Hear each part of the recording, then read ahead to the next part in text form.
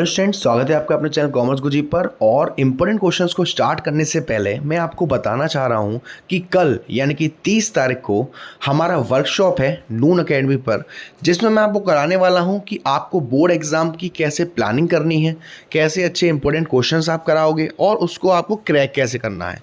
तो आप सभी से रिक्वेस्ट है, डिस्क्रिप्शन में आपको सारी डिटेल मिल जाएगी, कहाँ ज्वाइन करना है, किस ग्रुप में ज्वाइन करना है। प्लीज़ फटाफट सभी आएगा, मिलते हैं। वर्कशॉप का जो टाइम रहेगा वो रहेगा 6 बजे से। तो मिलते हैं कल, सभी आना। तब तक के लिए वीडियो स्टार्ट करते हैं। और जो इम्पोर्टेंट क्वेश्चंस की सीरीज चल रही है सीबीएसई बोर्ड 2020 के लिए, उसके लिए आज हम आए हैं अकाउंट्स का।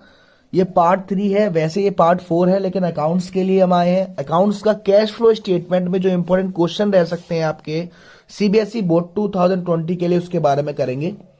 पहला क्वेश्चन आपके सामने है। पहला क्वेश्चन मैंने बेसिक सा रखा है इसलिए क्योंकि इसे करने से आपको एक्चुअल में ये मालूम पड़ जाए कि कौन सी चीज कहां आती है और उसका ट्रीटमेंट कैसे होता है।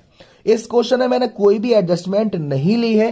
क्यों? क्योंकि डायरेक्ट एडजस्टमेंट करेंगे आप भटक जाओगे। तो पहले अगर आप इसे आ जाएगा तो एटलीस्ट आपके कैश फ्लो में आधे मार्क्स तो सिक्योर हो जाएंगे, और ऐसा आना ही आना, ये तो तय है। तो चलिए क्वेश्चन को देखेंगे आप लोग। एक रिक्वेस्ट करूंगा, जिन लोगों को आता है तो वो अगर वीडियो को पॉज करके या स्क्रीनशॉट लेके पहले क्वेश्चन को अपने आप करें और फिर चेक करें, ठीक है ना। तो चलिए बेटा क्वेश्चन को देखते हैं। क्वेश्चन में कह रहा है prepare a cash flow statement on the base of the balance sheet. सारी चीज दे रखा है, ओके। मैं डायरेक्ट क्वेश्चन को आपको एक एक पॉइंट करके समझाता हूं।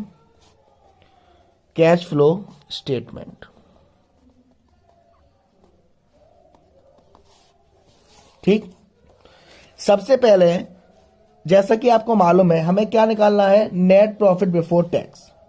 और क्वेश्चन में देखो आपको शेयर कैपिटल के नीचे रिजर्व एंड सरप्लस दे रखा है, प्रॉफिट एंड लॉस दे रखा है। 18 का था 61,200 और 19 का था 3,36,600, यानी कितना बढ़ गया। दोनों को माइनस करेंगे, आंसर आएगा। अभी हम करते हैं, यहां हम करेंगे कि 3,36,600 में से 61,200 माइनस करूंगा तो ये आएगा मेरा, दोबारा करता हूं, 3,36,600 में से 61,200 माइनस करूंगा तो ये आएगा मेरा 2,75,400।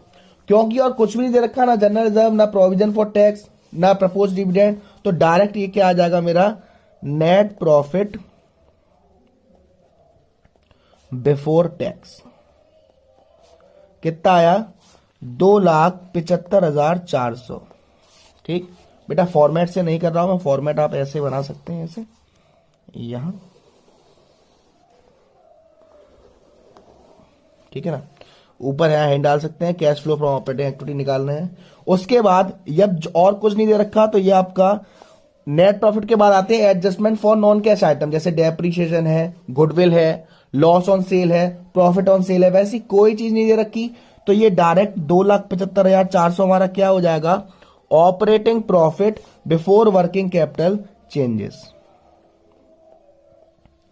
Operating profit before working capital changes. अब आप देखेंगे जैसा हमने रिवैल्यूएशन ऑफ फंडा लगाया था, ऐड क्या करते हैं हम, अगर कोई करंट लायबिलिटी इंक्रीज होती है तो वो ऐड होगी, और करंट एसेट डिक्रीज होती है तो वो ऐड होगी। और लेस क्या करेंगे हम, इसका जस्ट उल्टा, इंक्रीज होगी करंट एसेट्स तो लेस होगा, डिक्रीज होगी करंट लायबिलिटी तो लेस होगा। ओके, अब क्वेश्चन में देखिए आप, करंट लायबिलिटी आपको दे रखी ट्रेड पेबल 68,850 से 1,91,250, यानी बढ़ गया तो क्या होगा, ऐड होगा ट्रेड पेबल, और माइनस करके आएगा आपका 1,22,400। उसके बाद करंट लायबिलिटी कुछ नहीं दे रखी। करंट एसेट में देखो आपको करंट इन्वेस्टमेंट दे रखा है, इसका यहां कोई ट्रीटमेंट नहीं करना। इन्वेंट्री 61,200 से 2,72,850 होगी, बढ़ गई, और करंट एसेट जब बढ़ेगी तो कहां आएगा, लेस में आएगा इन्वेंट्रीज। कितना बढ़ गया, ये हो जाएगा 2,11,650। उसके बाद देखो ट्रेड रिसीवल 44,625 से 1,02,000 हो गई, ये भी बढ़ गया, ये भी माइनस में जाएगा। ये हमारा ट्रेड रिसीवेबल ये आएगा 5,7375। बस अब क्या करेंगे हम, ये ऐड वाले इन दोनों को जोड़ के इससे माइनस करके आंसर निकालेंगे। तो हम करते हैं,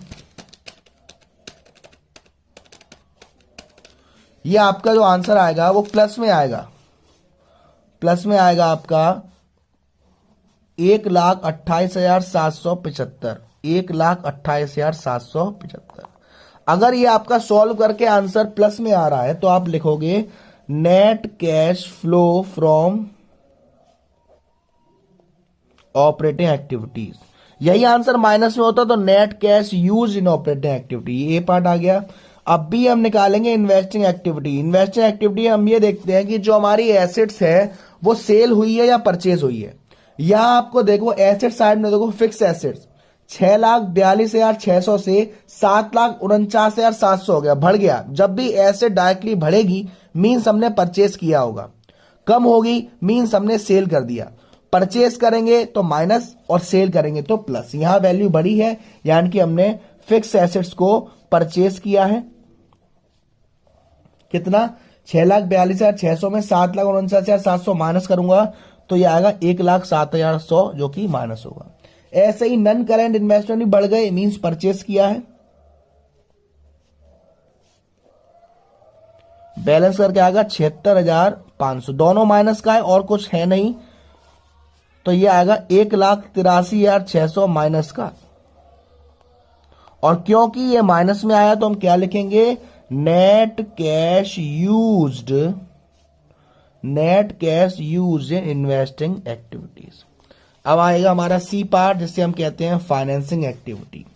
फाइनेंसिंग एक्टिविटी में हम ये देखते हैं कि जो भी हमारा शेयर के पार्ट थे, शेयर कैपिटल है, डिवेंचर है ना, बैंक ओवरड्राफ्ट वगैरह है, ये चीजें बढ़ रही हैं या घट रही हैं? बढ़ रही हैं यानी कि हमारी कंपनी में या फर्म में पैसा आ रहा है, जोड़ेंगे। घट रही है यानी कि पैसा जा रहा है, घटाएंगे। यहां सिर्फ शेयर कैपिटल दे रखा है इस क्वेश्चन में। शेयर कैपिटल 4,59,000 था 18 में और 19 में हो गया 5,35,500 यानी कि बढ़ा है। और बढ़ा है यानी कि क्या हुआ? यहां पे हमने और शेयर्स इशू करे हैं और शेयर इशू करेंगे तो हमारे पास पैसा आएगा जो कि जोड़ा जाएगा 76,500 और कुछ नहीं दे रखा बस। और ये आंसर प्लस में है तो कितना आएगा? 76,500 प्लस में है तो इसे हम कैसे लिखेंगे? Net cash flow from financing activity. ये तीनों आगे A plus B plus C. A means operating activity, B means financing और A means operating, B means investing और सी मीन्स फाइनेंसिंग। इन तीनों को जोड़ते हैं। ए का आपका आया था 1,28,775 प्लस का, बी का आया था आपका 1,83,600 माइनस का और सी का आया 76,500 प्लस का। तो ये जो प्लस वाले हैं दोनों को जोड़ के इससे माइनस करूंगा तो आपका आएगा 21,675 प्लस का। ठीक है। अब यहां हम क्या करते हैं, जो हमारा कैश एंड कैश इक्विवेलेंट होता है उसका प्रीवियस ईयर जोड़ देते हैं। लेकिन क्वेश्चन में मार्केटेबल सिक्योरिटी भी है तो यहां हम कैश एंड कैश इक्विवेलेंट का प्रीवियस ईयर का जो अमाउंट था यानी कि 24,225 वो, और जो आपका करंट इन्वेस्टमेंट मार्केटेबल सिक्योरिटी का अमाउंट था 1,53,000, ये जोड़ूंगा तो मेरा आंसर आना चाहिए कैश एंड कैश इक्विवेलेंट के current year plus marketable security current year दोनों को जोड़ने के हिसाब से, यानी कि मैं इनको जोड़ूंगा तो ये हमारा आंसर आएगा 1,98,900। और यही आपका आंसर आएगा अगर आप कैश एंड कैश इक्विवेलेंट का करंट का जो कि आपको दे रखा है 61,200 और मार्केटेबल का आपको दे रखा है 1,22,400, तो यही आंसर आएगा। यानी कि आपका आंसर ये बिल्कुल सामने है। और नेक्स्ट क्वेश्चन वही टाइप का आ गया जिस टाइप का बोर्ड में आपके आने के चांसेस रहेंगे, यानी कि इसमें एडजस्टमेंट आ गई हैं। तो क्वेश्चन आपके सामने है। दोबारा मैं कहना चाहूंगा जो बच्चे चाहते हैं कि अपने आप ट्राई करें इस क्वेश्चन को, वीडियो को रोक के या स्क्रीनशॉट लेके क्वेश्चन को ट्राई कर सकते हैं। अब भाई हम लोग ट्राई करते हैं इस क्वेश्चन को, है ना। तो सबसे पहले देखो मैं डायरेक्ट करता हूं, कोई फॉर्मेट तो आई होप आप बना रहे हो। सबसे पहला मैं क्या निकालना है? Operating activities.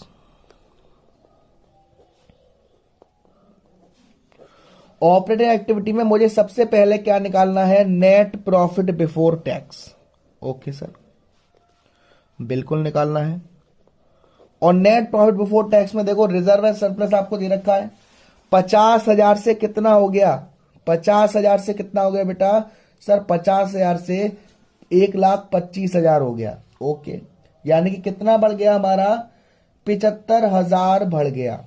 ओके, उसके बाद हम आए, उसके बाद देखो क्वेश्चन में शॉर्ट टर्म बोरोइंग दे रखा है, शॉर्ट टर्म प्रोविजन दे रखा है, थर्ड या notes to account third point में जाएंगे, वहां प्रपोज डिविडेंड दे रखा है। एक बात मेरी याद रखना, अभी जो लेटेस्ट चेंजेस हुए हैं उसके हिसाब से जो आपको प्रपोज डिविडेंड लेना है पेपर में वो प्रीवियस ईयर का लेना है। ये जो मैंने क्वेश्चन दिया हुआ है यहां ये पिछले जो हमारा पहले हम प्रपोज डिविडेंड करंट ईयर का लेते थे उसके हिसाब से है, लेकिन बोर्ड में आपको ऐसा नहीं करना, आपको प्रीवियस ईयर के हिसाब से लेना है। तो यानी कि मैं इसमें प्रपोज डिविडेंड ऐड कर दूंगा करंट ईयर का 1,00,000 रुपए, तो ये मेरा आ गया 1,75,000 profit before tax. Okay sir, अब इसमें क्या होता है? Adjustment for non cash item. यहां बहुत सारी चीजें दे रखी हैं। सबसे पहले मैं बात करूं, देखो इंटेंजिबल पर जाओ, इंटेंजिबल में नोट नंबर 5 लिखा हुआ है और नोट नंबर 5 में हम गए तो वहां है गुडविल।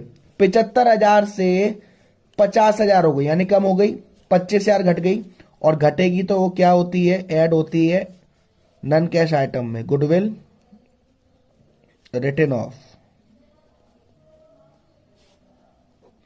कितना घटा? 25,000।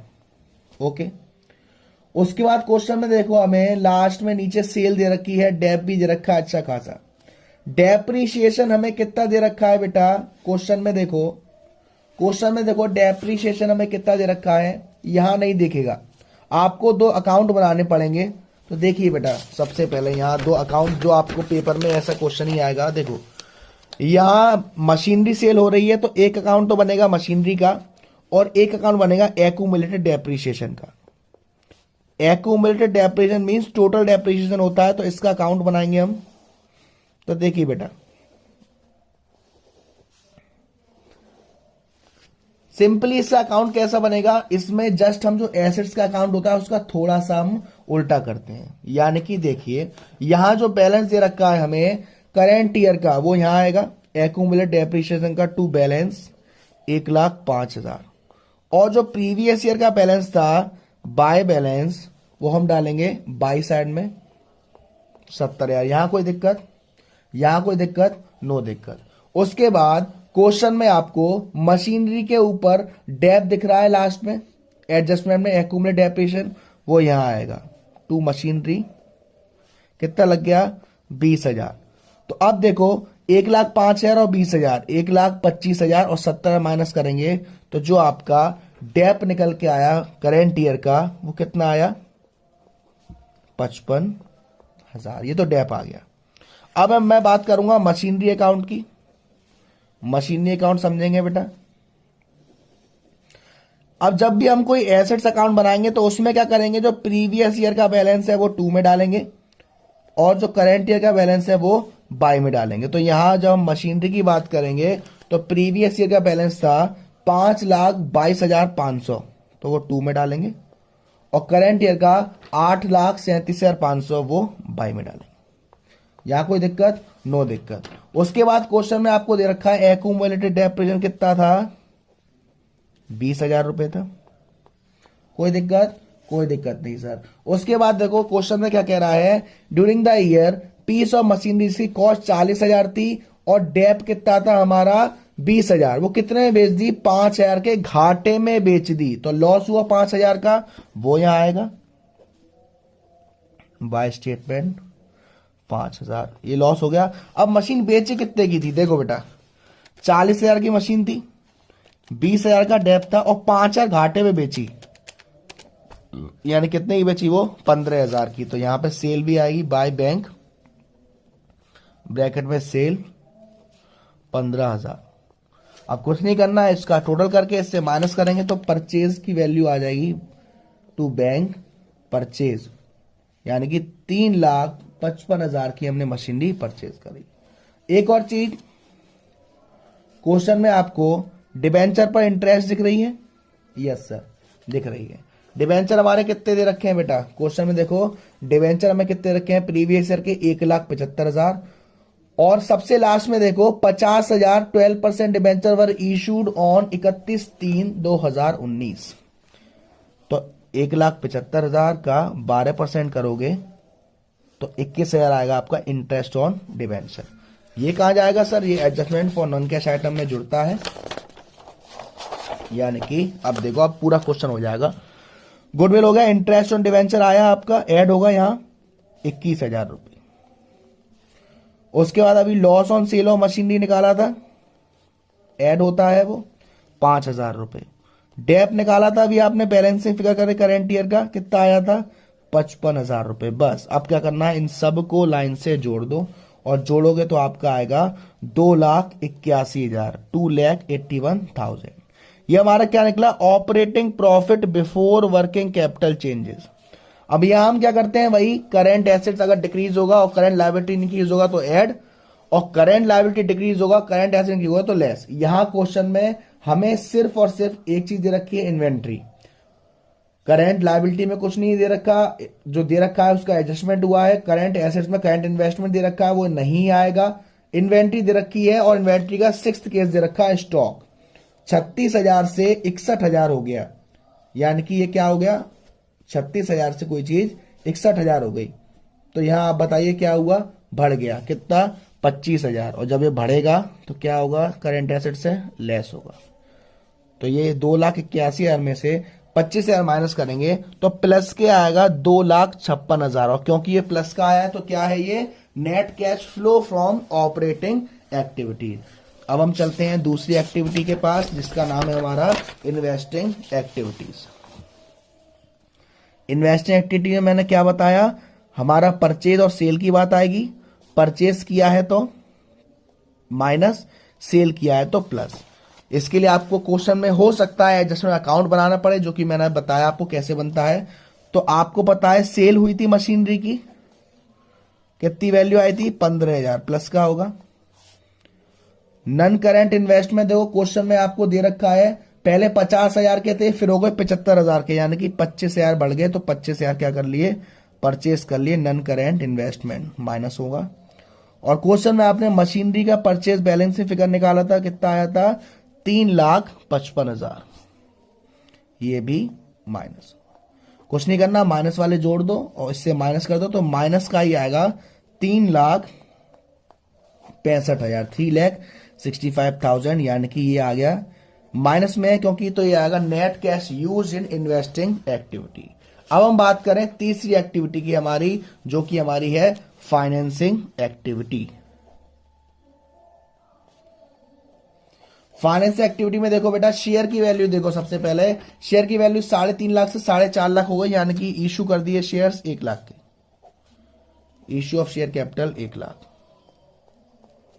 ठीक, डिवेंचर देखो बेटा 1,75,000 से 2,25,000 के हो गए, यानी कि डिवेंचर भी इशू कर दिया मैंने